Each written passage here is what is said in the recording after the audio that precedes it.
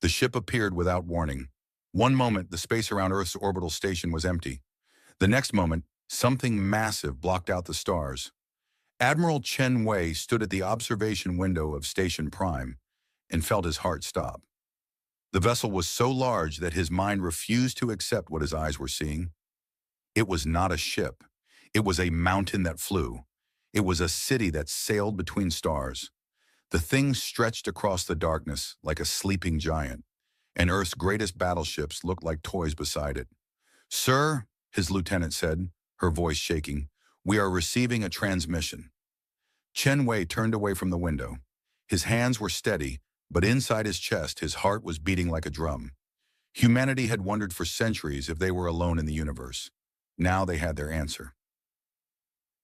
They were not alone, and whatever had come to visit them was very, very old. The message came through on every frequency. It spoke in perfect English, perfect Mandarin, perfect Spanish, and 100 other languages all at once. The voice was soft and patient, like a teacher speaking to a small child. "Children of Earth, we are the galactic Concord. We have watched your first steps into the darkness between stars. We come in peace. We come to welcome you to the family of thinking beings. Please do not be afraid. We mean you no harm." Chen Wei closed his eyes. Children. They had called humanity children. He did not know it yet, but that single word would change everything. 3 days later, the delegation arrived. The United Earth Council met them in the Great Hall of Geneva. Every leader of every nation sat in their seats, dressed in their finest clothes. They had prepared speeches. They had practiced their words. They had told themselves that they would meet these visitors as equals. Then the visitors walked into the room, and all those preparations meant nothing. There were 5 of them. The first was tall and thin, with skin like polished silver and eyes that held the light of distant stars. The second was short and round, covered in soft fur the color of autumn leaves. The third had no legs at all, but floated on a cushion of shimmering energy. The fourth looked almost human, except for the 4 arms and the patterns that moved across their skin like living tattoos. The fifth was the strangest of all. They had no fixed form. Their bodies shifted and changed with every step, sometimes solid, sometimes liquid, sometimes something in between. Ambassador Thesra of the Valorian Dominion stepped forward. She was the silver one, and when she moved, it was like watching water flow. Her voice was gentle and kind, but there was something in her eyes that made Chen Wei uneasy. It was the look of an adult watching a toddler try to walk. "Thank you for receiving us," Thesra said. "We have traveled far to meet you. The Galactic Concord represents 4,000 spacefaring species. We have existed for more than 200 million of your years. In all that time, we have seen many young species take their first steps into the cosmos. It brings us joy to welcome another." Secretary General Maria Santos rose from her seat. She was a small woman with gray hair and sharp eyes, and she had led humanity through 2 wars and a climate collapse. She was not easily impressed. "We are honored by your visit," she said. "Humanity has dreamed of this moment for as long as we have looked up at the stars. We hope this is the beginning of a friendship between our peoples." Thesra smiled. It was a warm smile, a genuine smile. But it was also the smile of a grandmother watching her grandchild show off a finger painting. "Of course," Thesra said, "we offer humanity developmental protection. This is a program we have used for thousands of young species. We will guide you. We will teach you. We will keep you safe as you grow." Chen Wei felt something cold settle in his stomach. Developmental protection? She made it sound like galactic foster care. "What exactly does this protection involve?" he asked. Thesra turned to look at him. For a moment, something flickered in those star-bright eyes. Surprise, perhaps. "Young species rarely ask questions so directly. Many things," she said. "We will share knowledge with you when you are ready for it. We will protect you from the dangers of the galaxy, of which there are many. We will help you avoid the mistakes that have destroyed other young civilizations. In return, we ask only that you accept our guidance, that you trust in our greater experience." "And how long does this developmental period last?" Chen Wei pressed. Thesra's smile did not waver. "That depends on the species. Some mature quickly, some take longer. The average is perhaps 10 million years." A murmur ran through the hall. 10 million years. Humanity had only existed in its current form for 300,000 years. They had only built cities for 10,000. And this alien was talking about 10 million years of being treated like a child. "We have built ships that sail between stars," Secretary General Sano said carefully. "We have cured diseases that once killed millions. We have touched the moons of Jupiter and the rings of Saturn. We have done all of this in less than 500 years. Does this not suggest that we might mature faster than average?" The floating alien drifted forward. Their name was Varin, and they had been old when the first dinosaurs walked on Earth. Their voice sounded like wind chimes in a storm. "Every young species believes they are special," Varin said. "Every young species believes they will grow faster than those who came before. This is natural. It is even healthy in a way. But belief does not change reality. You are young. Your technology is primitive. Your understanding of the universe is limited. These are not insults. They are simply facts." Chen Wei felt his jaw tighten. He looked at the alien ships floating above Earth. He looked at the technology that humanity could not begin to understand. And yet something bothered him. Something did not fit. "Your ships," he said. "How old are they?" Thesra blinked. "I do not understand the question." "The design," Chen Wei said. "When was it created? When did your people first build vessels of this type?" The aliens exchanged glances. It was the shapeshifter who answered. Their name was Melix, and their voice seemed to come from everywhere at once. "The Valorian cruiser design has remained largely unchanged for approximately 40 million years. It was perfected long ago. There is no need to alter perfection." Chen Wei nodded slowly. 40 million years. The same design for 40 million years. He thought about human history. 500 years ago, humans had traveled in wooden ships powered by wind. Now they sailed between stars. And these beings, with all their power and all their years, had not changed their ship design in 40 million years. Something was wrong here. He did not know what it was yet, but he intended to find out. The negotiations continued for weeks. Humanity was given a choice, though it was not much of a choice.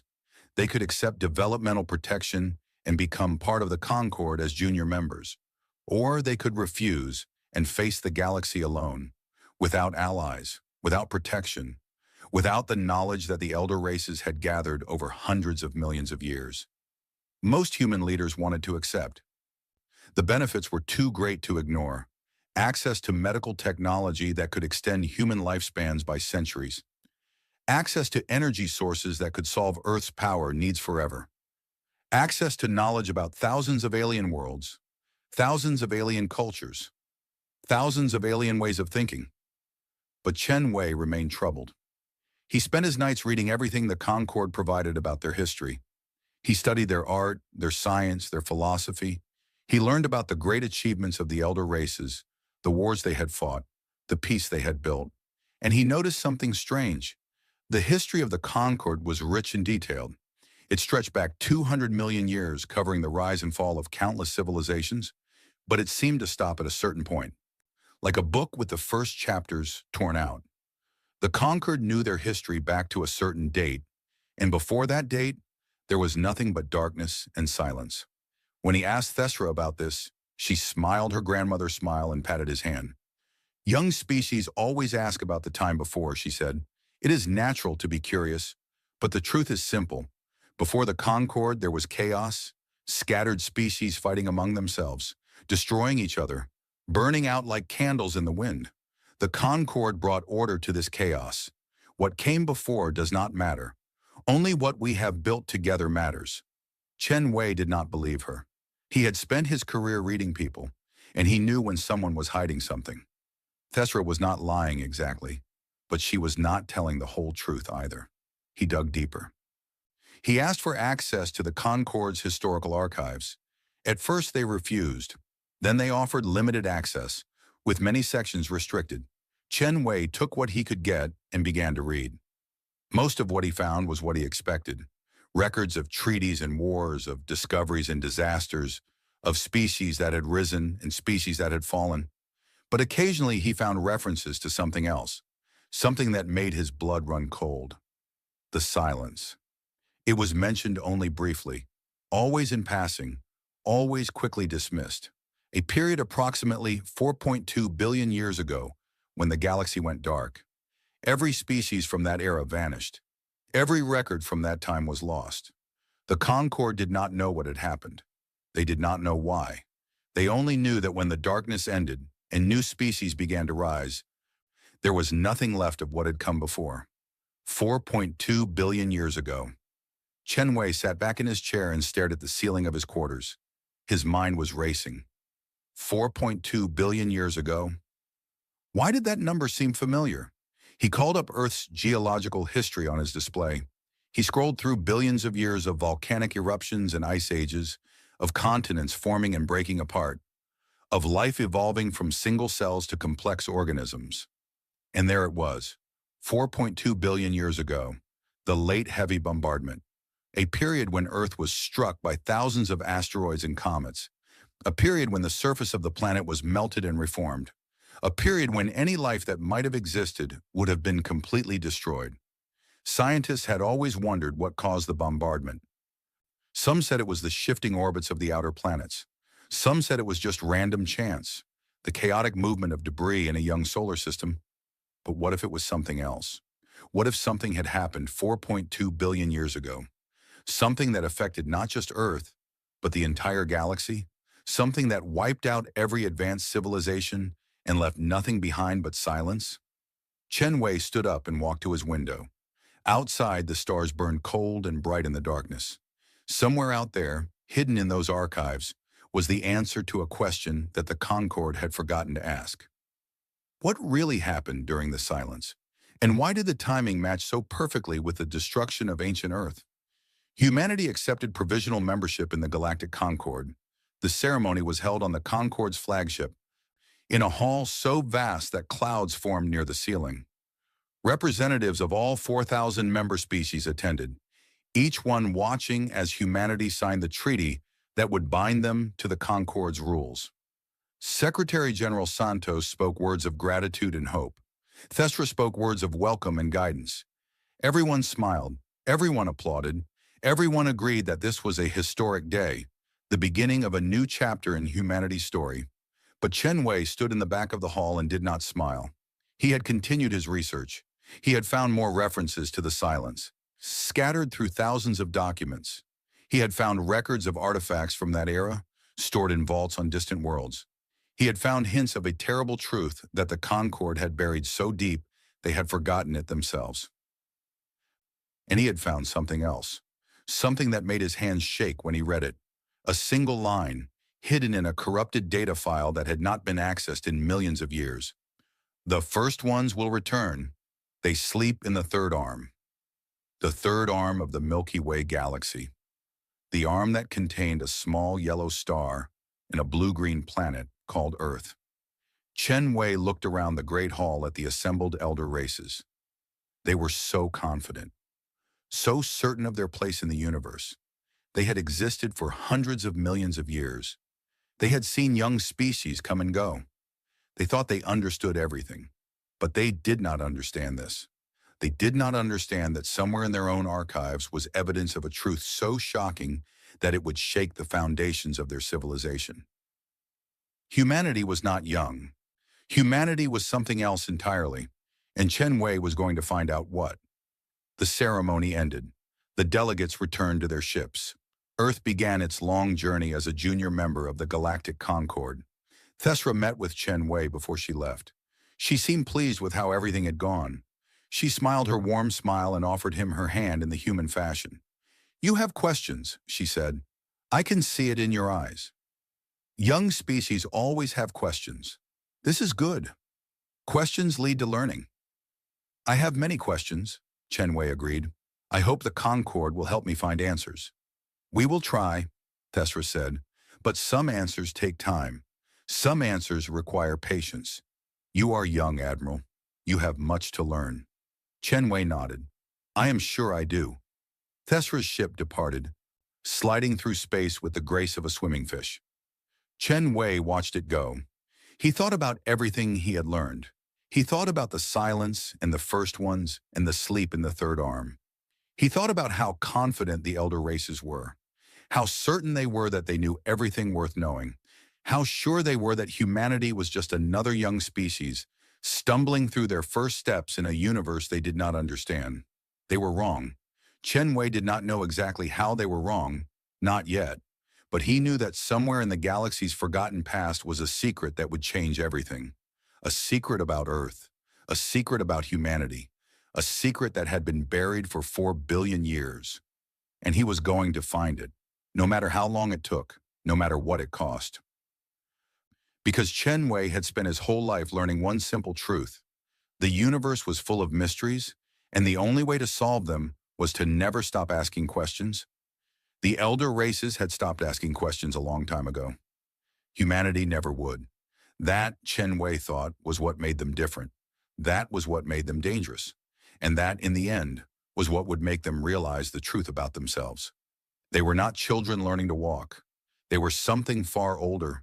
They were something the universe had forgotten, and they were finally ready to remember. 3 years passed. In that time, humanity learned many things from the galactic Concord.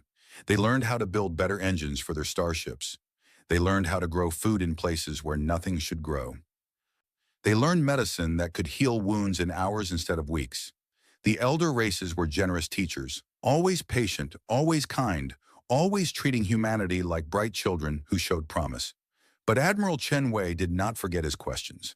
He had built a small team of researchers, scientists, historians, linguists, archaeologists, people who knew how to find secrets that had been buried for a long time, people who were not afraid to look in places where others had stopped looking.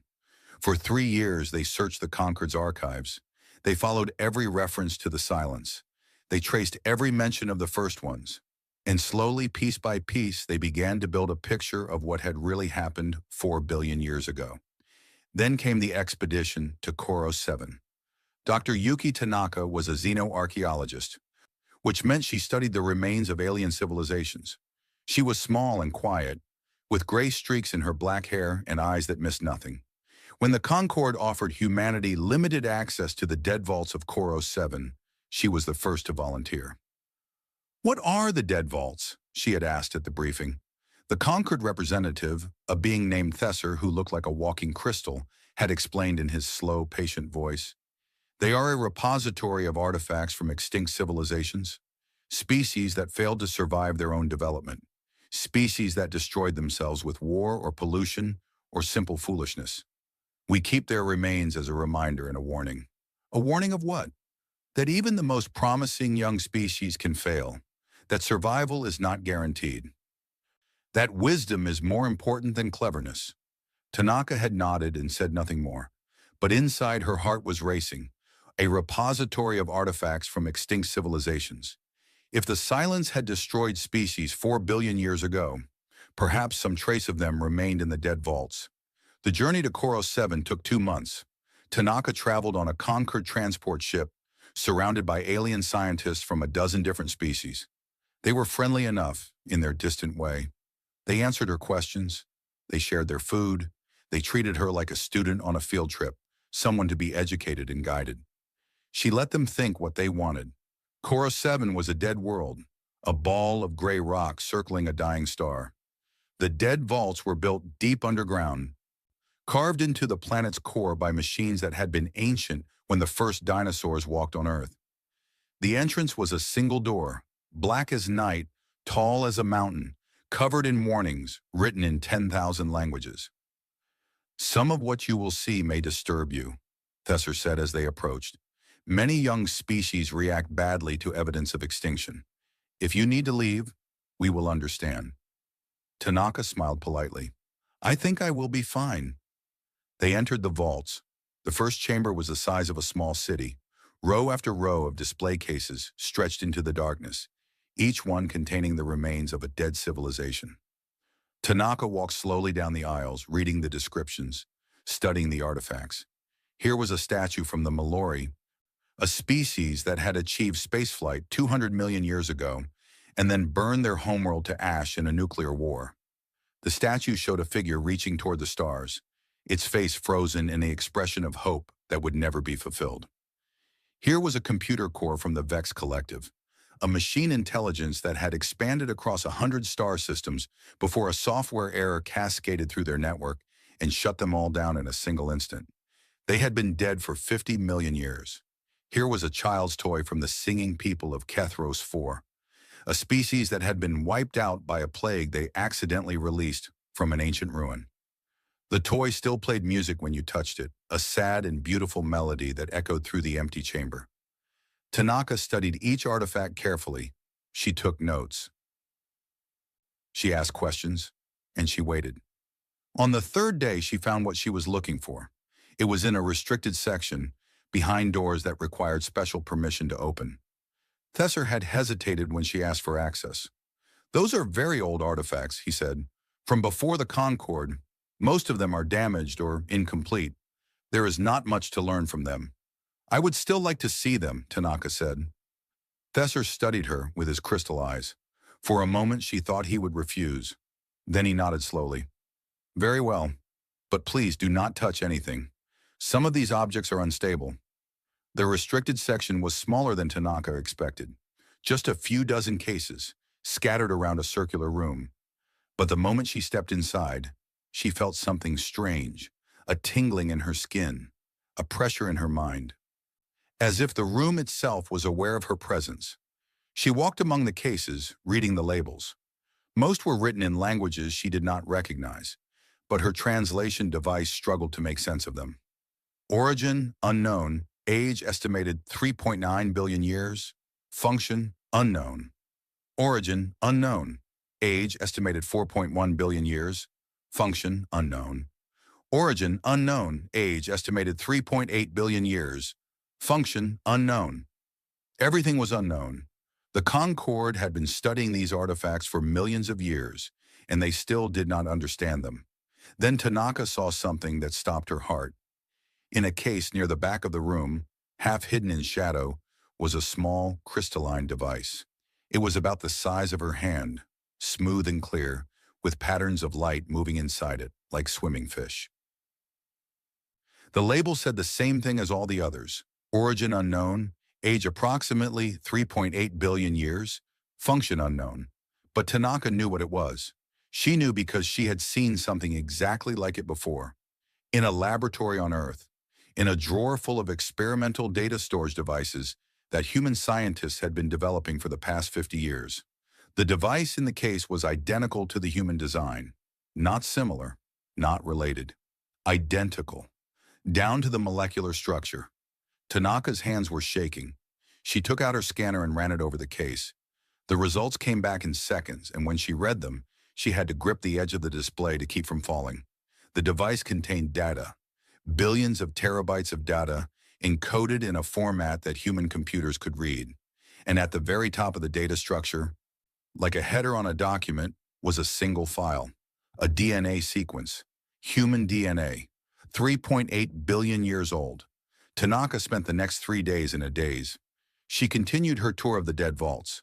She smiled and nodded and asked the expected questions.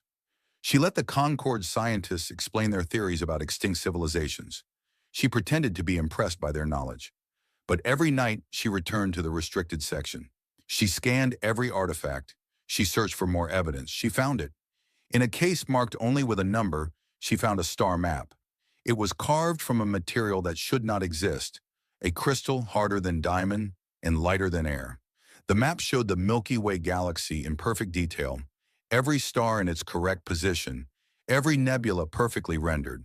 And in the third arm of the galaxy, one star was marked with a symbol, a circle with a line through it, the same symbol that appeared on ancient rock carvings all over Earth.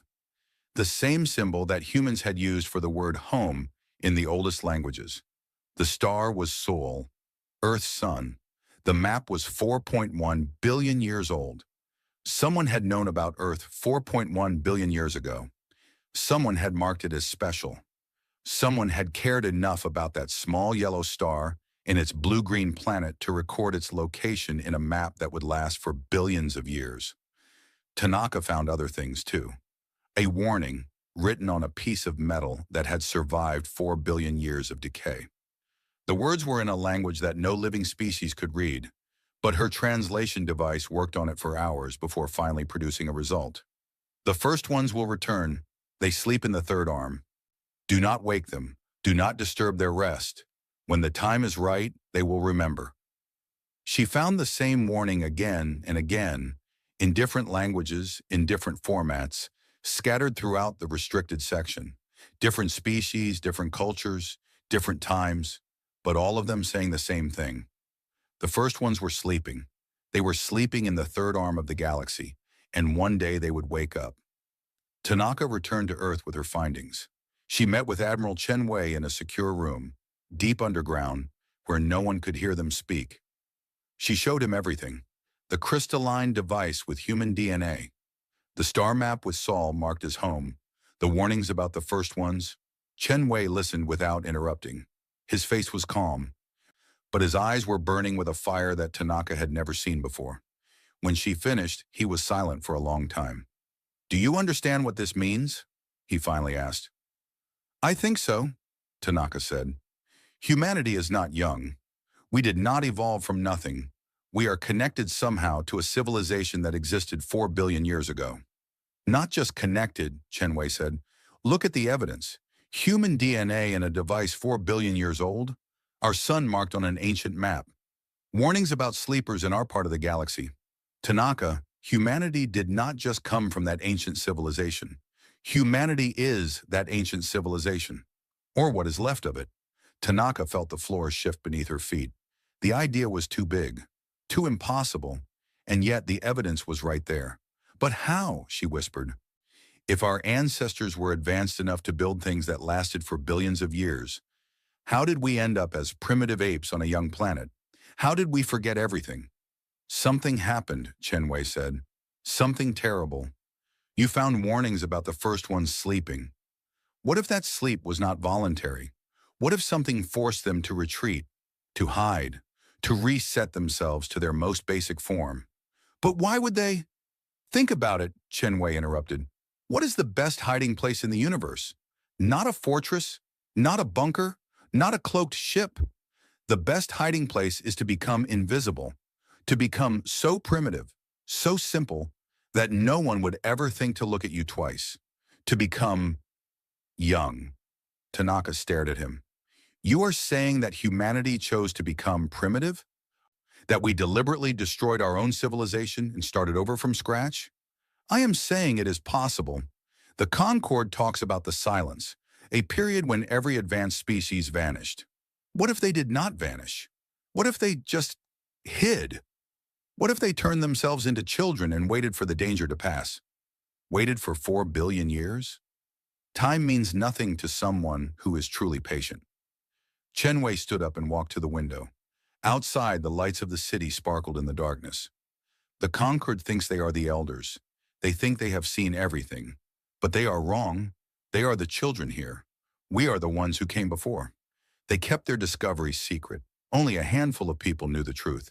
Chen Wei, Tanaka, and the small team of researchers who had been working on this for 3 years. They agreed that humanity was not ready for this knowledge. Not yet. There were too many questions still unanswered. Too many dangers they did not understand. But they were not the only ones who had noticed something strange. Somewhere in the great archives of the Galactic Concord, a record was flagged. A human researcher had accessed the restricted section of the dead vaults. A human scanner had analyzed artifacts that no one had studied in millions of years, and the results of those scans had been transmitted back to Earth. The supreme archivists of the Concord were the oldest beings in the galaxy. They had existed for 200 million years. They had seen species rise and fall. They had watched civilizations bloom and wither. They thought they had seen everything. But when they reviewed the data from Dr. Tanaka's scans, they felt something they had not felt in a very long time. Fear, the human DNA in the ancient device, the star map showing Sol, the warnings about sleepers in the third arm. The supreme archivists looked at the evidence, and they understood what it meant. The first ones were not just a legend. The first ones were real, and they were not sleeping on some distant world, waiting to be discovered. They were already awake. They had been awake for 300,000 years. They called themselves humanity. Ambassador Thestra received the message from the Supreme Archivist while she was reviewing reports on her ship. When she read it, her silver skin turned pale as moonlight. She had met the humans. She had talked with them.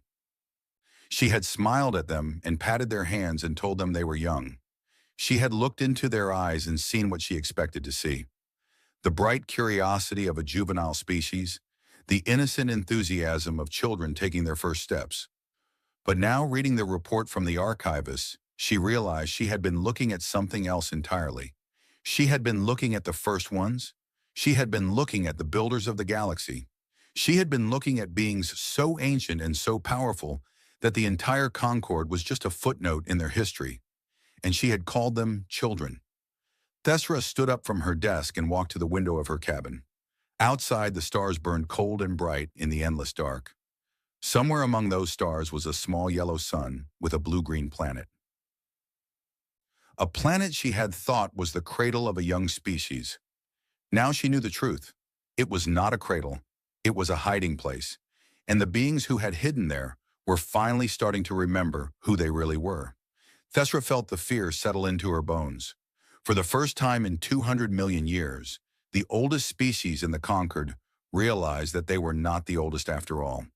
They had been living in a universe built by giants, and the giants were waking up. The discovery changed everything. Admiral Chen Wei presented his findings to the United Earth Council in a closed session. No recordings were made. No notes were taken. The leaders of humanity sat in silence as he showed them the evidence from the dead vaults.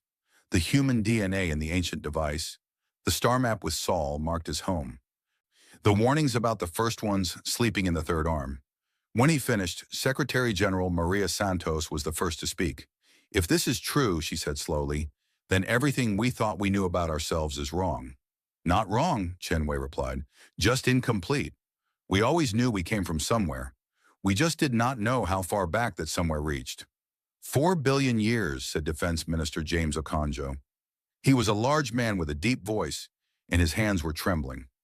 "Our ancestors existed 4 billion years ago. How is that possible? How did we forget?" "That is what we need to find out," Chen Wei said, "but I believe the answer is in the warnings. Something happened. Something terrible enough that our ancestors chose to erase themselves rather than face it. They became primitive. They hid on Earth. They waited for billions of years, and now they are waking up." "We are waking up," Santos corrected. "We are the first ones, or what is left of them." "Yes." The council was silent. The weight of the truth pressed down on them like a physical force. They were not a young species finding their place in an ancient universe. They were the builders of that universe, returning from a sleep so long that even they had forgotten who they were. "What do we do now?" Okonjo asked. Chen Wei had been thinking about this question for months. He had an answer ready. "We search," he said.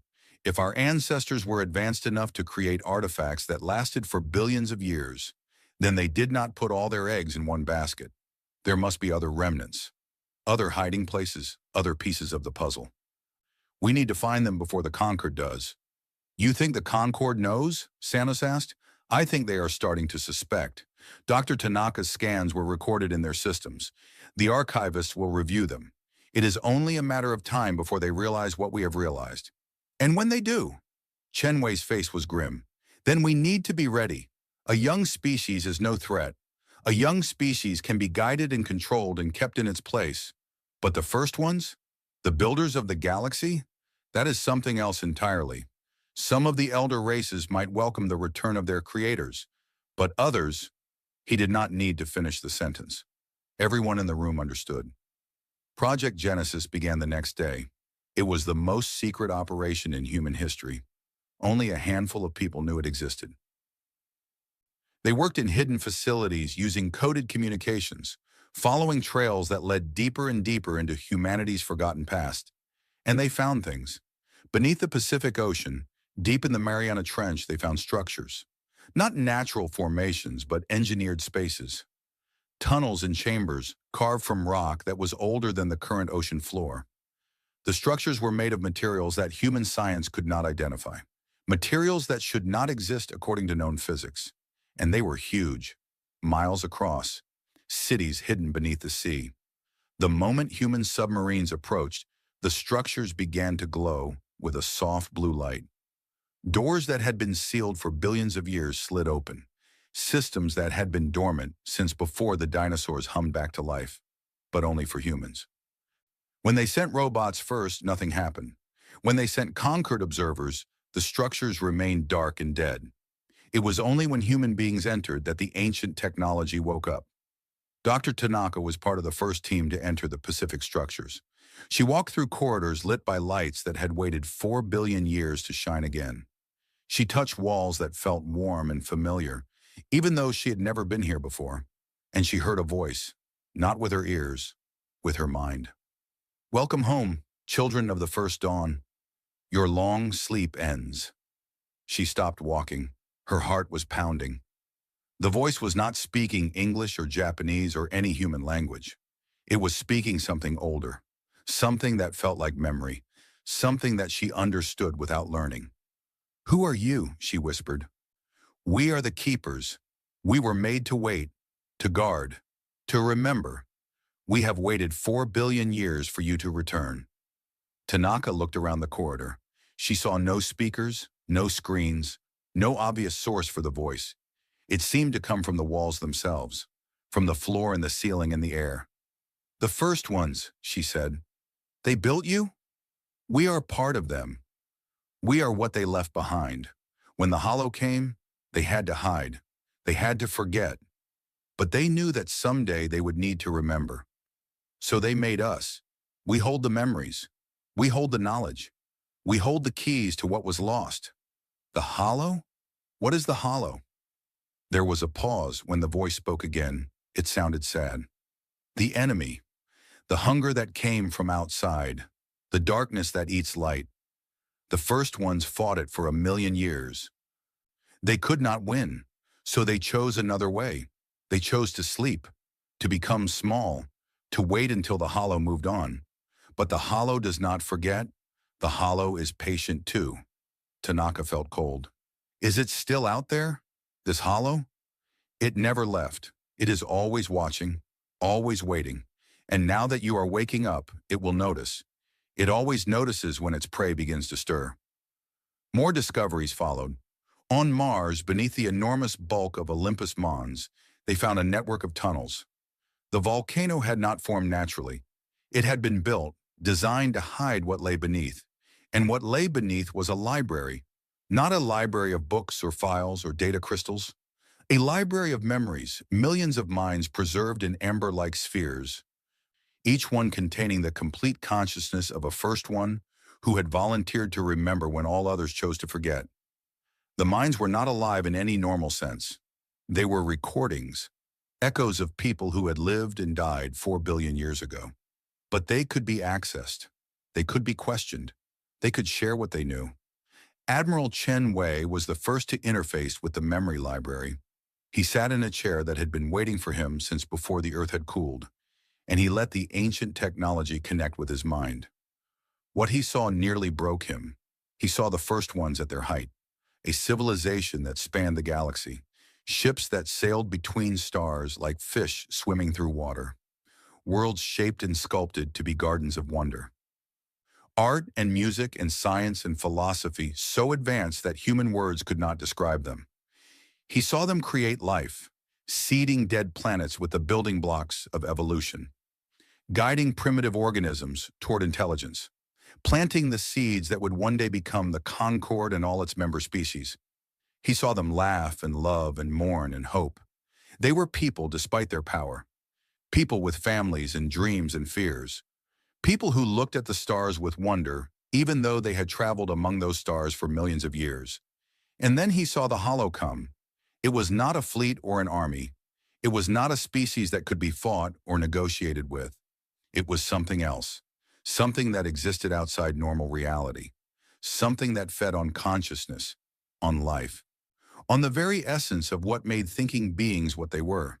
The hollow came from the void between galaxies. It came because it was hungry. It came because the first ones had made the galaxy bright with life and thought and feeling, and to the hollow that brightness was food. The first ones fought. They fought with weapons that could crack planets and burn stars. They fought with technology that bent the laws of physics like wet clay. They fought with courage and desperation in everything they had. They lost, not because they were weak, not because they made mistakes. They lost because the hollow could not be destroyed. Every weapon they used, the hollow absorbed and grew stronger. Every battle they won, the hollow learned from and adapted. It was not a war they could win. It was a war they could only survive. So they made a choice.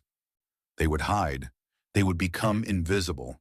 They would reduce themselves to their most primitive form and wait for the hollow to grow bored and move on. But first, they would save what they could. They would preserve their knowledge in hidden vaults. They would leave keepers to guard the memories.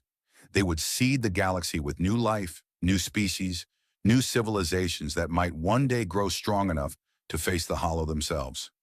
And then they would sleep, billions of them, across thousands of worlds. They erased their memories, devolved their bodies, reduced themselves to single-celled organisms, and waited for 4 billion years. Chen Wei saw all of this in the space of a heartbeat. When he opened his eyes, he was weeping. "We were gods," he whispered. "We were the parents of the galaxy. And we gave it all up to survive." News of the discoveries spread through Project Genesis like fire. Each new revelation added to the picture. Each new sight revealed more of humanity's lost heritage. And slowly, something began to change in the people who worked on the project.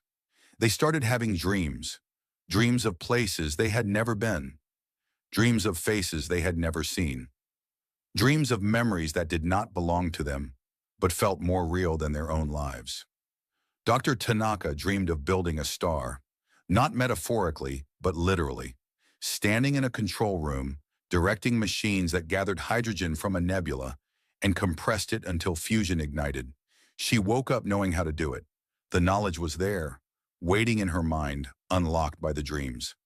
Admiral Chen Wei dreamed of war, of standing on the bridge of a ship the size of a moon, watching a darkness spread across the stars, of making the decision to run when every part of him wanted to fight. He woke up understanding why the first ones had chosen to hide. It was not cowardice, it was wisdom. Children across the earth began drawing pictures of places they had never seen, star systems, alien worlds, machines that should not exist. Scientists studied the drawings and realized the children were drawing accurate diagrams of advanced technology. Technology that the first ones had created 4 billion years ago.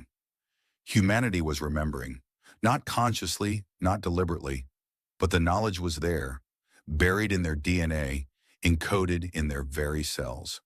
4 billion years of sleep, and still the memories persisted, waiting for the right moment, waiting for the trigger that would unlock them. That trigger had been found. The Concord noticed. Ambassador Thesra requested an urgent meeting with Secretary General Santos. She arrived at Earth's orbital station with a delegation of 10 ships, each one bristling with weapons. This was not the friendly visit of 3 years ago. This was an intervention. "We know what you have found," Thesra said. Her voice was no longer gentle. Her smile was gone. "We know about the structures beneath your ocean and your mountains.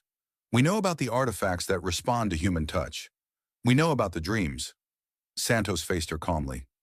"Then you know more than we expected." "Do not play games with me," Thesra snapped. "The Concord has existed for 200 million years. We have seen what happens when young species gain access to power they do not understand. They destroy themselves. Or worse, they destroy others. Is that what you think we will do?" "I do not know. That is what frightens me. For 3 years, I believed humanity was a promising young species. Clever, ambitious, perhaps more creative than most. I was prepared to be patient with you, to guide you, to help you grow." She paused and something in her face changed. Something that looked almost like awe. "But you are not young. You are older than us. Older than the Concord. Older than any species we have ever encountered. And we have no idea what you are going to do with the power you are recovering." Santos was quiet for a moment. Then she asked a question that Thesra did not expect. "Are you afraid of us, Ambassador?" Thesra's silver skin shimmered. "Yes, for the first time in 200 million years, the Concord is afraid. We have spent our existence believing we were the elders of this galaxy. We built our civilization on that belief. We made our rules and our laws and our customs based on the assumption that we knew best because we had been here longest. She looked at Santos with eyes that held ancient stars. And now we learn that we were wrong, that we were children playing in a garden we did not plant, that the real elders were here all along, sleeping among us, waiting to wake up. How should we feel about that, Secretary General?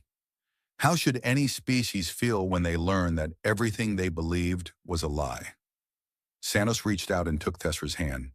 It was a gesture she had learned from Chen Wei, from the first meeting 3 years ago, a gesture of respect between equals.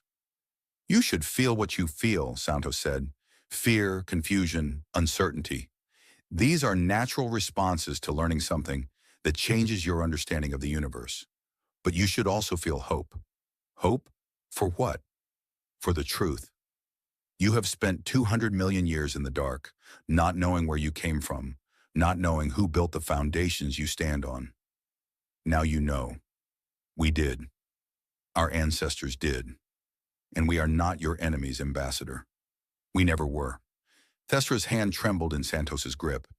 The artifacts speak of the hollow, Thesra whispered. We found references to it in our oldest records. We never understood what it meant. But you know, don't you? You know what your ancestors were hiding from. Santos nodded slowly. Yes, we know. Is it still out there? Yes. Thesra closed her eyes. When she opened them again, they were wet with tears that sparkled like stars. Then we have much to discuss, and not much time to discuss it. Word reached Chen Wei as he was examining the latest finds from the Mars facility. The Concorde knew. They were afraid, but they wanted to talk. He looked up at the dome above his head, at the red Martian sky and the distant sun. Somewhere out there, hidden in the darkness between galaxies, the hollow was waiting, watching, feeling the stirring of its ancient prey. The first ones had given up everything to survive. They had reduced themselves to primitive creatures and slept for 4 billion years. They had forgotten their names, their faces, their achievements, their loves, all gone, all sacrificed. But they had not forgotten how to hope. That hope was encoded in human DNA. It lived in every dream, every memory, every child's drawing of impossible stars. It had survived the long sleep, the long forgetting, the long wait. And now at last, it was time to wake up. Chen Wei turned back to his work. There was still so much to find, so much to remember, so much to prepare. The hollow was coming, but this time, humanity would be ready. This time, the first ones would not hide. This time, they would remember who they truly were, and they would make the universe remember with them. The Concorde sent a fleet. 10,000 ships gathered at the edge of Sol System, cruisers and battleships and carriers from 100 different species. The largest military force assembled in 1,000,000 years. They hung in space like a wall of steel and fire, their weapons charged, their shields raised, their crews ready for whatever came next. Admiral Vore of the Collective commanded the fleet. He was old even by Concorde standards, a being of pure energy who had existed for 30 million years. He had fought in wars that humanity had never heard of. He had destroyed civilizations that threatened the peace of the galaxy. He had done terrible things in the name of security, but he had never felt fear like this. The reports from the archivists were clear. Humanity was not a young species. Humanity was something much worse. They were the first ones, awakened from a sleep that had lasted for 4 billion years. They were the builders of the galaxy, the creators of the hyperspace lanes, the seeders of life on 1,000 worlds. And they were remembering. Each day brought new reports of human abilities that should not exist. Scientists solving equations that had baffled Concorde researchers for millions of years. Engineers building devices from intuition, not training. Children speaking languages that had not been spoken since before the Concorde was born. The Concorde Council had debated for weeks. Some wanted to welcome humanity as the returning founders. Others wanted to destroy them before they became too powerful. In the end, they had compromised. They would send a fleet. They would demand answers. And if those answers were not satisfactory, Vore did not want to think about what would happen then. He did not want to be the one who started a war with gods. The fleet arrived at Seoul on a Thursday morning, Earth time. Admiral Chen Wei was waiting for them. He stood on the bridge of the UN's Defiance, Earth's newest battleship, watching the sensor displays fill with hostile contacts. 10,000 ships, more firepower than humanity had ever faced, and he was not afraid. He had spent months in the memory libraries of Mars. He had seen what the first ones could do at their height. He had watched them build wonders that made the Concorde's greatest achievements look like children's toys. And he had felt something stir inside him. Something old, something powerful, something that had been waiting for this moment for 4 billion years. The Concorde thought they were coming to threaten a young species. They were wrong. Admiral Vor, Chen Wei said, his voice calm and clear over the communication channel. Welcome to Sol System. We have been expecting you. Vor's energy form flickered with surprise. The human did not seem frightened. If anything, he seemed amused. Admiral Chen Wei, Vor replied, the Galactic Concorde demands an explanation for recent events. You have been accessing restricted technology. You have been tampering with artifacts that belong to the galactic community. We have been remembering, Chen Wei interrupted. That is all. We have been remembering who we are. And who is that? You know who we are. Your archivist figured it out weeks ago. We are the first ones. We are the species that built this galaxy. We are your ancestors, Admiral. Not in body, perhaps, but in spirit, in legacy, in every way that matters. The communication channel went silent. Vor could feel the tension spreading through his fleet. Every ship, every crew member, every weapon system waiting to see what would happen next. If what you say is true, Vor said slowly, then you are far more dangerous than we feared. The first ones had power beyond imagination, power that destroyed them in the end. Power did not destroy us, Chen Wei said. We destroyed ourselves. We chose to sleep. We chose to forget, because that was the only way to survive what was coming. The Hollow. Yes, the Hollow. You have heard of it? Only in the oldest records. Stories. Legends. We never believed they were real. They are real, and they are coming back. Chen Wei gave an order. On Earth and Mars and Luna, and a dozen other places, ancient systems came to life. Technology that had been dormant for 4 billion years, activated in response to human commands. Shipyards hidden beneath mountains began to build. Factories buried beneath seas began to produce.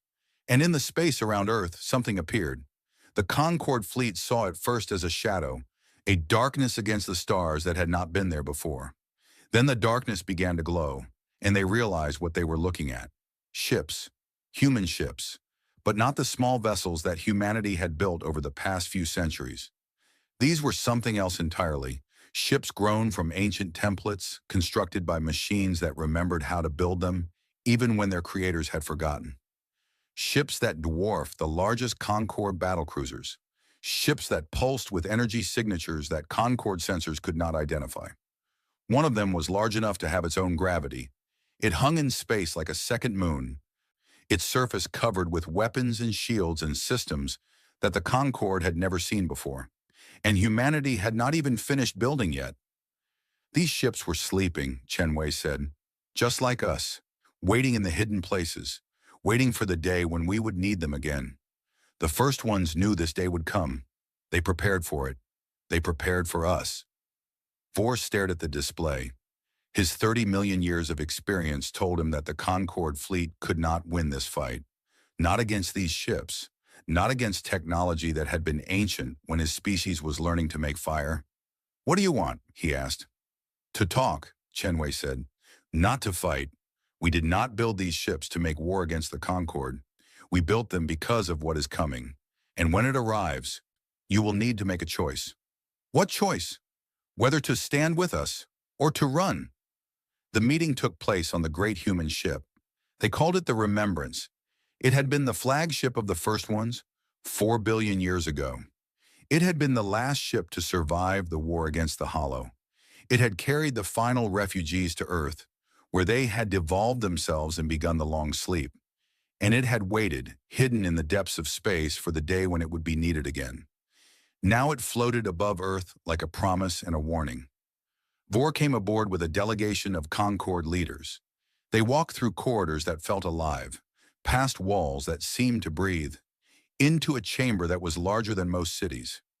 In the center of the chamber, a circle of humans waited for them. Admiral Chen Wei, Dr. Yuki Tanaka, Secretary General Maria Santos, and others, old and young, male and female, from every nation on Earth. They stood together, and there was something in their eyes that made the Concord delegates feel very small. "Thank you for coming," Santos said. "We know this is difficult for you, to learn that everything you believed about the galaxy was wrong, to discover that you are not the elders you thought you were." "Difficult is one word for it," said a delegate named Koros, a being of living crystal. "Terrifying is another." "We do not want you to be terrified," Santos said. "We want you to understand. What we are about to share with you will change everything, but it will also give you something you never had before." "What is that?" "The truth." Chen Wei stepped forward. In his hands he held a small device. It was simple in appearance, just a sphere of crystal that pulsed with inner light, but it contained 4 billion years of memory. "This is a record," he said, "a complete history of the first ones. Who we were, what we built, why we chose to sleep, and what we were hiding from." He activated the device. The memories flooded into every mind in the room. The Concord delegates saw the first ones as they had been, not as gods or monsters, but as people. People who had come from a small world in a quiet part of the galaxy. People who had looked up at the stars and wondered what was out there. People who had built ships and sailed into the darkness and found that they were alone. For millions of years, they were the only intelligent species in the galaxy. They searched and searched, hoping to find others like themselves. But the galaxy was empty, silent, dead. So they decided to change that. They seeded worlds with life. They guided evolution toward intelligence. They built the hyperspace lanes that made interstellar travel possible. They created the conditions for 1,000 civilizations to rise. And then they waited. They waited for their children to grow. They waited for the day when they would not be alone anymore. The Concord delegates wept. They saw themselves in those memories. They saw their own ancient ancestors as primitive creatures, struggling to survive on harsh worlds. And they saw the first ones watching over them, protecting them, hoping for them. They were not the parents of the galaxy. They were the children. And humanity, the first ones, had loved them, had sacrificed everything for them, had given up their power, their knowledge, their very memories, just so that their children could have a chance to grow. Then the delegates saw the hollow. It came from beyond the galaxy, beyond the universe perhaps, a thing of hunger and darkness that existed only to consume. It fed on consciousness, on thought, on the very essence of what made living beings alive. The first ones felt it coming. They prepared. They built weapons. They formed armies. They did everything they could think of to fight the enemy that was approaching. It was not enough. The hollow was not a species that could be defeated. It was more like a force of nature, like trying to fight gravity or time or entropy. Every weapon the first ones used made it stronger. Every victory they won taught it new ways to attack. The war lasted 1,000,000 years. In the end, the first ones made a terrible choice. They could not win. They could not run. The hollow would find them wherever they went. The only way to survive was to become invisible, to become so small and primitive that the hollow would not notice them. So they reset themselves. They devolved their bodies. They erased their memories. They reduced themselves to single-celled organisms and scattered across 1,000 worlds. And they slept. They slept for 4 billion years, waiting for the hollow to grow bored and move on. But before they slept, they did one final thing. They made sure their children would survive. They hid the hyperspace lanes. They concealed the evidence of advanced technology. They made the galaxy look empty and dead, just as it had been when they first found it. And they left guardians, keepers who would watch over the sleeping children, who would guide them if they ever faced the hollow again, who would help them remember when the time was right. The memories ended. The Concord delegates stood in silence. Many of them were crying.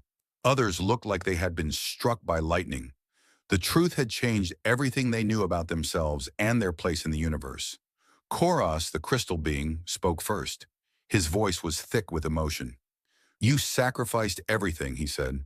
Your civilization, your memories, your very selves, all to protect us. Yes, Chen Wei said simply. Why? Why would you do that for species that did not even exist yet? Chen Wei smiled. It was a sad smile, full of memories that were not quite his own, but felt like they belonged to him anyway. Because that is what parents do, he said. They sacrifice for their children. They give up everything so that the next generation can have a chance. We knew we might never wake up. We knew our children might never know what we had done for them. But we did it anyway, because we loved you. We loved all of you, even the ones we would never meet. Ambassador Thesra stepped forward. She had not spoken since the memories began. Her silver skin was wet with tears, and her ancient eyes held something that looked like wonder. The hollow, she said. You said it is coming back. Yes. How do you know? Chen Wei turned to Dr. Tanaka. She activated a display that showed deep space, far beyond the edge of the galaxy. And there, in the darkness between galaxies, something was moving. It was hard to see. It looked like a patch of space that was somehow darker than the space around it. A shadow that moved against the background of distant stars. Our sensors detected it 3 days ago, Tanaka said. It is still far away. Millions of light years. But it is coming. Somehow it knows we are waking up. And it is coming to finish what it started. The Concord delegates looked at the display. They looked at the ancient darkness that was moving toward them. And they felt the same fear that the first ones had felt 4 billion years ago. Can it be stopped? Vor asked. No, Chen Wei said. Not destroyed. Not defeated. The first ones tried everything. Nothing worked. But it can be redirected. It can be led away. That is what we are preparing for. How? The first ones built something. A weapon of last resort. A beacon that would attract the hollow and lead it away from the galaxy. They never had a chance to use it. The war ended before they could finish building it. But now you remember how to build it. Yes, and we are building it. But it will require enormous power. More power than humanity alone possesses. We will need help. Chen Wei looked around the chamber at the assembled delegates, beings from 100 different species, children of the first ones, every one of them. We will need all of you, he said, working together, not as elders and children, but as family. As the family we always were, even when we did not know it. Vor powered down his weapons. 10,000 ships lowered their shields. Across the Concord fleet, weapons went cold and targeting systems shut down.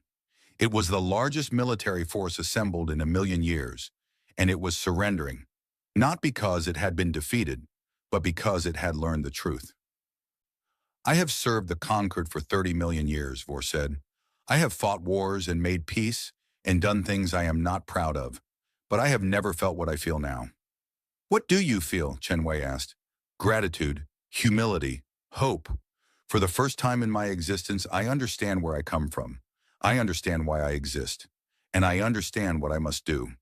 He knelt. The energy that formed his body bent and bowed before the humans standing before him. And around the fleet, on thousands of ships, crews from 100 different species did the same. We are your children, Vor said. We did not know it until today, but we know it now.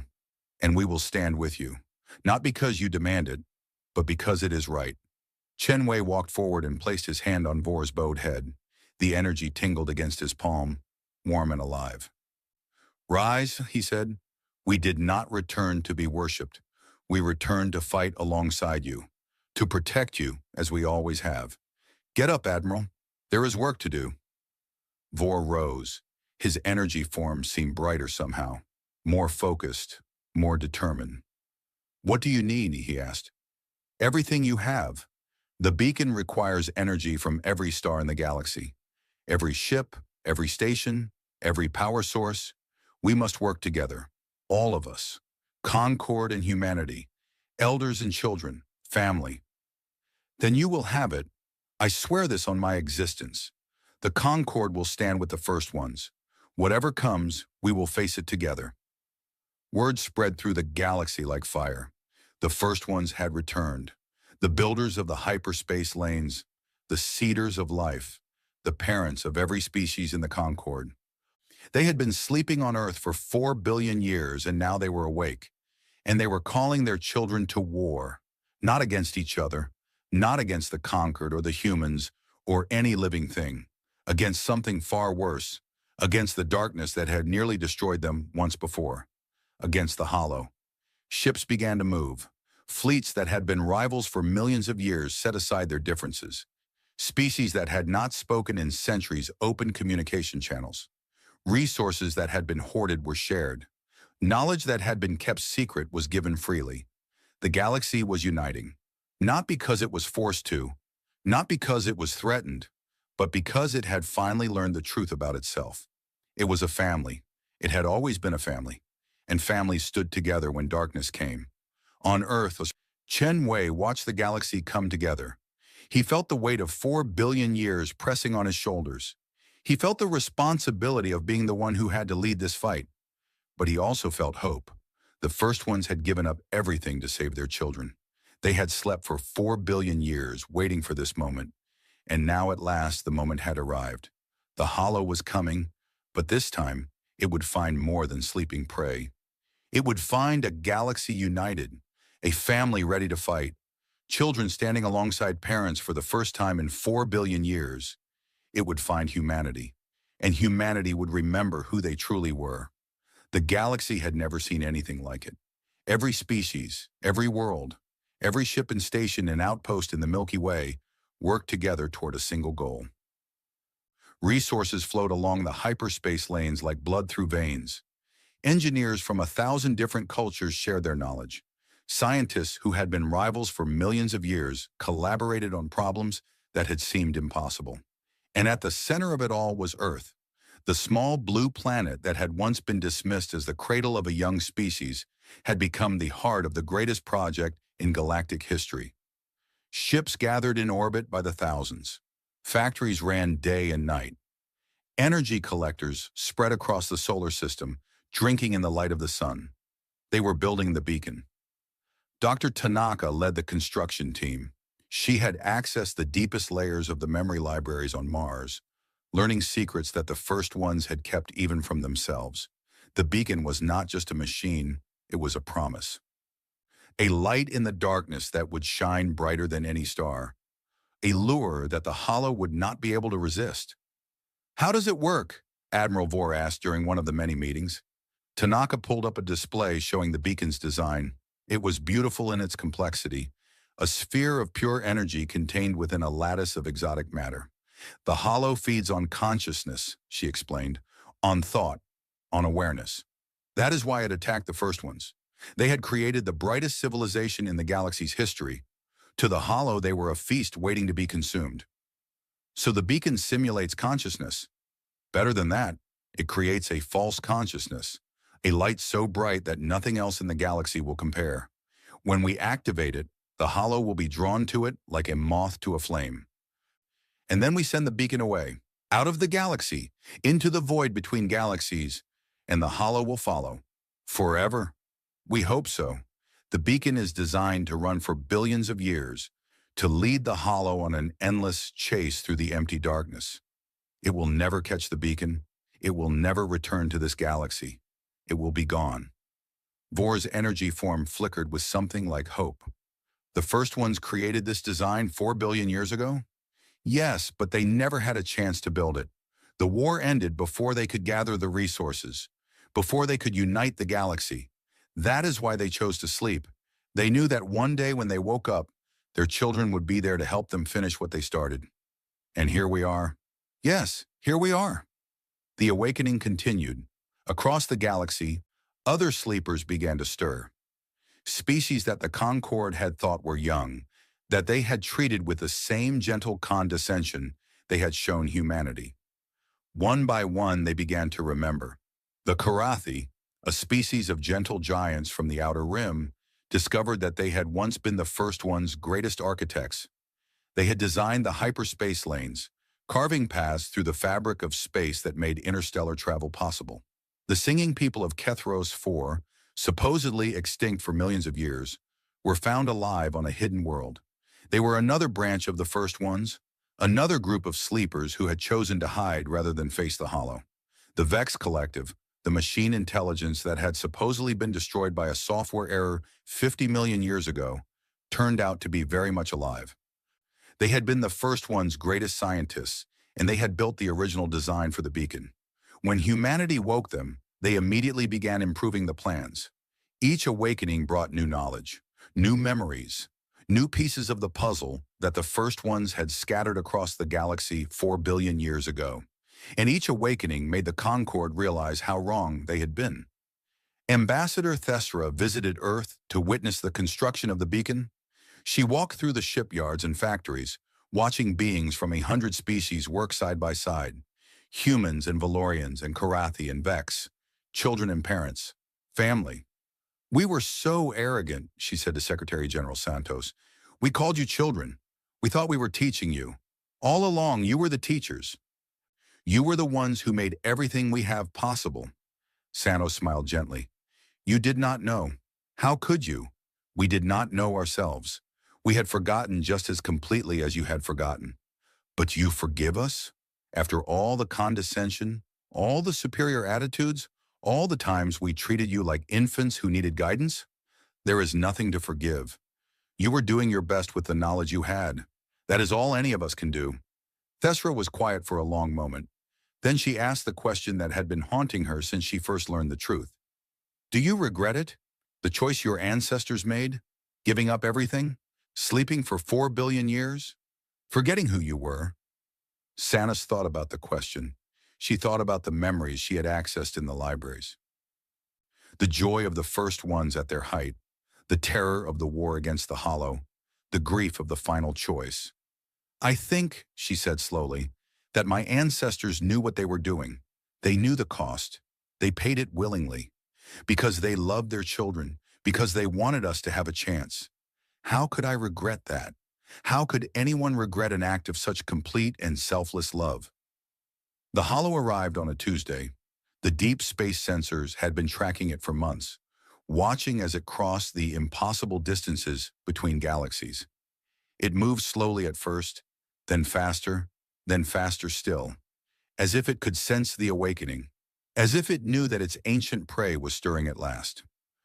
Admiral Chen Wei stood on the bridge of the Remembrance, watching the displays. Around him, the combined fleet of the galaxy waited in formation. Thousands of ships from hundreds of species, all facing the same direction, all watching the same patch of darkness. And then the darkness moved. It was hard to describe what the Hollow looked like. It was not a creature in any normal sense. It was more like an absence, a place where reality broke down, a wound in the fabric of the universe that hungered for everything it was not. It spread across the sky like spilled ink, blotting out the stars one by one. It was vast beyond imagining, larger than star systems, larger than nebulae, a darkness that could swallow galaxies whole. And it was hungry. Chen Wei felt it. Everyone in the fleet felt it. A pressure against their minds, a whisper that promised rest and peace and an end to all struggle. The Hollow did not fight with weapons. It fought with despair. It made its victims want to give up, to stop fighting, to let the darkness take them. The first ones had felt this despair 4 billion years ago. They had felt it and fought against it and eventually surrendered to it. Not because they were weak, but because they knew they could not win. But Chen Wei was not his ancestors. He was something new, something that had slept for 4 billion years and woken up with hope still burning in his heart, something that had been reborn through sacrifice and love and the stubborn refusal to let darkness win. He opened a communication channel to the entire fleet. "I know you feel it," he said. His voice was calm and steady. "The despair, the hopelessness, the voice that tells you to give up. I feel it too. We all feel it. That is the Hollow's greatest weapon, not its hunger, not its darkness, its ability to make us believe we cannot win." He paused. On 1,000 ships, crews from 100 species listened. But we are not alone. We have never been alone. 4 billion years ago, our ancestors faced this enemy by themselves. They fought until they could not fight anymore. They gave up everything to give us a chance. And now we have that chance. Not as humans, not as Concord, as family.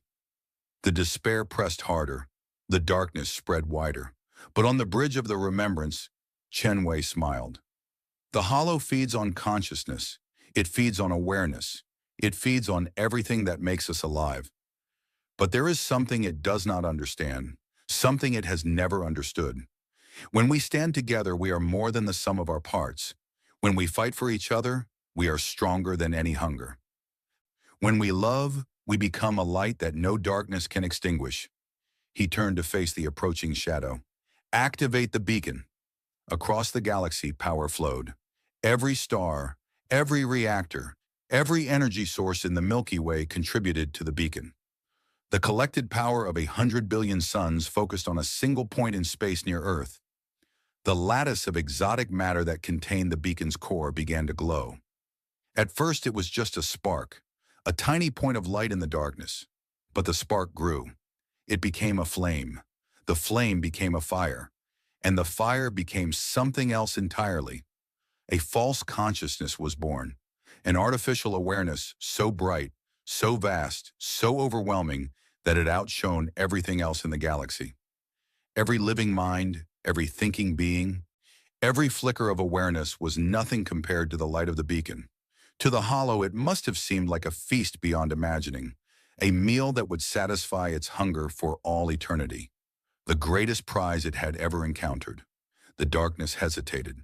For the first time in billions of years, it stopped. It hung in space, vast and terrible, considering this new thing, this impossible light that burned brighter than any star. Then it turned, slowly at first, then faster. The hollow shifted its attention from the fleet, from the galaxy, from everything it had been approaching. It focused entirely on the beacon, and the beacon began to move. The plan was simple. The beacon would lead the hollow away from the galaxy, out into the void between galaxies, into the empty darkness where nothing lived and nothing grew. It would run forever, and the hollow would chase forever, and the galaxy would be safe. But simple plans often have complications. The beacon was fast, but the hollow was faster. The darkness surged forward, closing the gap between itself and the false light. The beacon increased its speed, drawing on more power from across the galaxy. But it was not enough. The hollow was too hungry, too desperate, too close. Dr. Tanaka watched the displays with growing horror. "It is catching up," she said. "We did not account for this. The hollow is adapting. It is learning how to move faster." "Can we boost the beacon's speed?" Chen Wei asked. "We are already at maximum power. Every energy source in the galaxy is connected. There is nothing left to give." Chen Wei closed his eyes. He reached deep into the memories that had been unlocked over the past year, searching for something, anything that might help, and he found it. A final memory, a secret that the first ones had kept even from themselves, a last resort that they had hoped would never be needed. "There is one more thing we can give," he said quietly. Tanaka looked at him. Her face was pale. "You cannot mean..." "The beacon feeds on consciousness. It needs awareness to burn. We have been giving it artificial awareness, created by machines. But that awareness is weak compared to the real thing." Chen Wei, no. If we connect living minds to the beacon, willingly, knowingly, we can make it burn brighter, bright enough to outrun the hollow forever. But the minds connected to the beacon, they would be gone. They would become part of it. They would never come back. Chen Wei nodded slowly. "I know." The call went out across the fleet. Chen Wei explained the situation. The beacon was not fast enough. The hollow was catching up. Without more power, the plan would fail and the galaxy would be consumed. He did not ask for volunteers. He did not demand sacrifice. He simply told the truth and waited. The responses came within seconds. First one ship, then 10, then 100, then 1,000. Beings from every species in the galaxy, offering to connect their minds to the beacon, offering to give up their existence so that others could live. "We are the children of the first ones," said a Karathi captain. 4 billion years ago, our parents gave up everything for us. How can we do any less? "I have lived for 30 million years," said Admiral Vore. "That is enough." Let me spend what remains of my existence protecting those who come after. I always wanted to be a star, said a young human pilot. Now I get my wish. The volunteers numbered in the millions. More than enough. More than Chen Wei had ever expected. He looked at the list of names. Each one a life. Each one a story. Each one a consciousness that would burn forever in the beacon's light. Thank you, he whispered. Thank you all. The connection was made. Millions of minds linked to the beacon's core. Their awareness flooded into the artificial consciousness, making it brighter, hotter, more real. The beacon was no longer a simulation. It was a collection of souls, a congregation of the willing, a light made of love and sacrifice and hope. The hollow felt the change. It surged forward even faster, desperate to consume this incredible prize. But the beacon was faster now, much faster. The gap between them began to widen. Across the galaxy, those who remained watched as the beacon climbed higher. Out of the galactic plane, away from the spinning arms of stars and planets, into the vast emptiness beyond. The hollow followed. It could not help itself. The light was too bright. The meal was too tempting. It abandoned the galaxy it had come to consume and chased the fleeing beacon into the void. Farther and farther they went, past the boundary of the galaxy, into the darkness between galaxies, into the cold, empty space where nothing had ever lived and nothing ever would. And still the beacon burned. And still the hollow followed. Chen Wei stood at the observation window of the remembrance, watching the stars. It was over. The hollow was gone. Chasing a light that would run forever, the galaxy was safe. The children of the first ones would live. But the cost had been high. Millions of minds now burned in the beacon's core. Millions of beings who had chosen to sacrifice themselves for others. They were not dead exactly. They still existed. They still thought and felt and remembered. But they would never return to the lives they had known. Thesra stood beside him. Her silver skin was dimmed with grief. Was it worth it? She asked. Chen Wei considered the question. He thought about the first ones, who had given up everything 4 billion years ago. He thought about the volunteers, who had given up everything today. He thought about the children who would never know the names of those who had died for them. Ask me in 1,000 years, he said.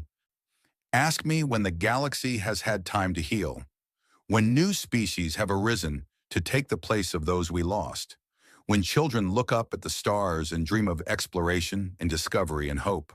And what will you say then? I will say that sacrifice is never wasted, that love is never lost, that the light we create does not end when we do. It lives on in those we leave behind, in the worlds we protect, in the future we make possible.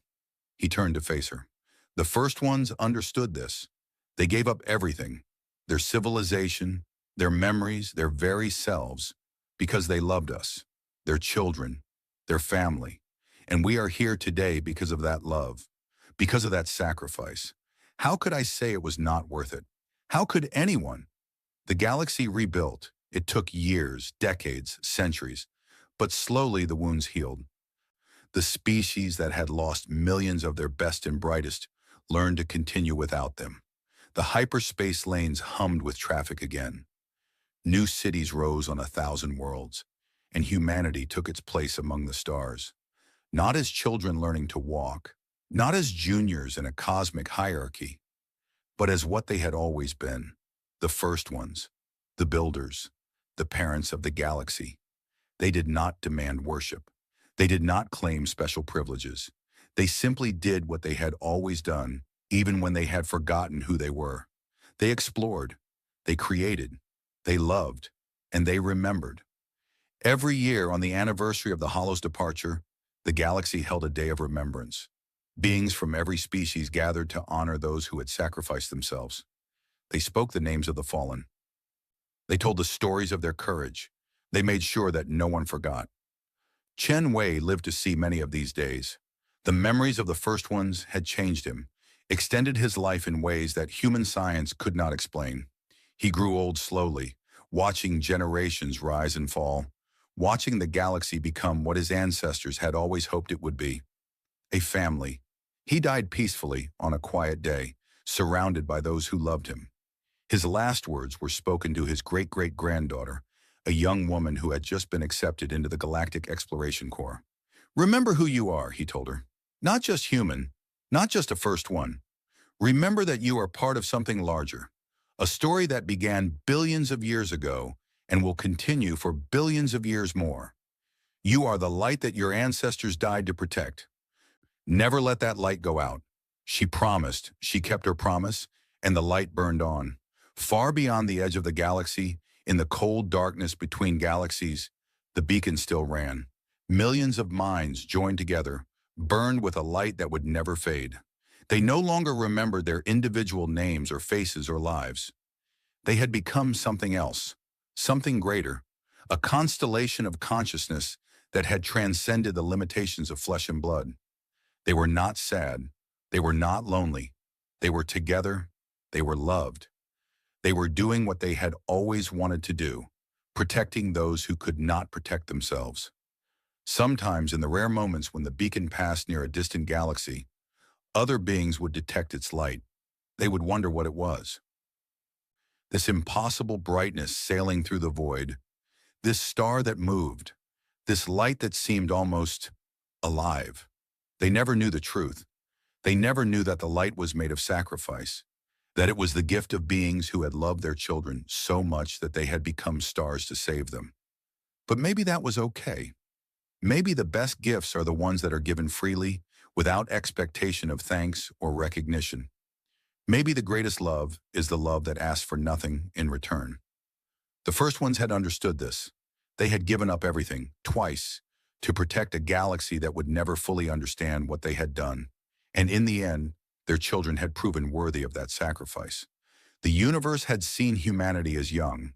They had thought them children, stumbling through their first steps in an ancient cosmos. They were wrong.